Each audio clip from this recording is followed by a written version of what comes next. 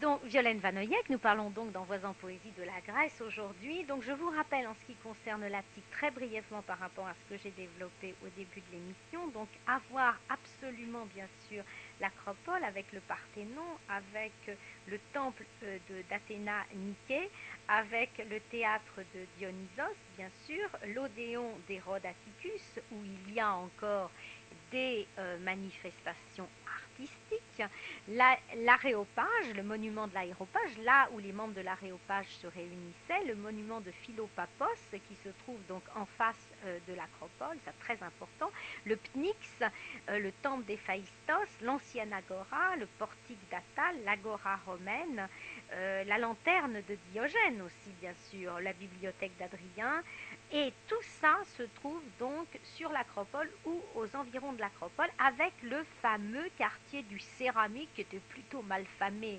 autrefois, où se trouve l'ancien cimetière d'Athènes, la porte d'Adrien et le temple de Zeus olympien.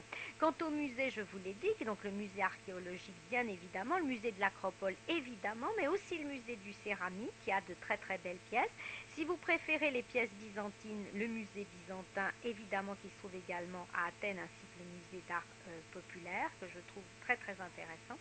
Et puis il y a bien évidemment aussi le musée archéologique du Pirée, car il faut également aller au Pirée.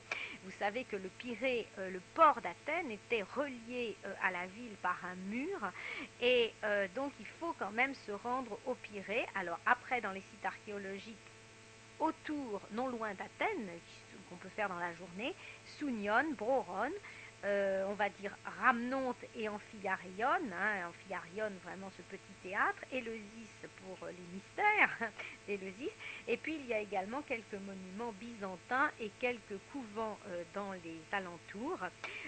Bon, il faut également à mon avis aller voir la colline du Lycabette, là où se trouvent donc toutes ces abeilles comme autrefois, avec cette apiculture magnifique et puis qui permet de dominer aussi toute la région. Et puis vous avez, bon, évidemment, Marathon, j'allais dire, pour comme ça, le souvenir. Et puis ceux qui aiment les grottes, notamment les grottes de Kutu-Iki, à proximité donc du petit village enfin du petit village, oui, de Péania. Voilà, donc il y a quand même beaucoup à faire en Attique. Alors, je vais, et je vous donnerai après des indications, des idées pour... alors, je peux déjà vous parler, parce que je vous ai parlé de la station balnéaire de Vouglialmeni, je peux déjà vous conseiller tout de même un hôtel qui est absolument fabuleux à Vouglialmeni, qui, vraiment, si vous voulez réussir vos vacances ou votre découverte de l'Attique, eh bien, écoutez, finalement, allez là, parce que c'est magique, hein. C'est l'Astir Palace Vouglialmeni. Alors l'Astir Palace Vouglialmeni en fait existe en trois bâtiments différents, l'Aphrodite Astir, le Nafsika Astir et l'Arion Astir, avec des prestations légèrement différentes. Ce que l'on retiendra, c'est que c'est dans un décor magnifique et une situation idéale.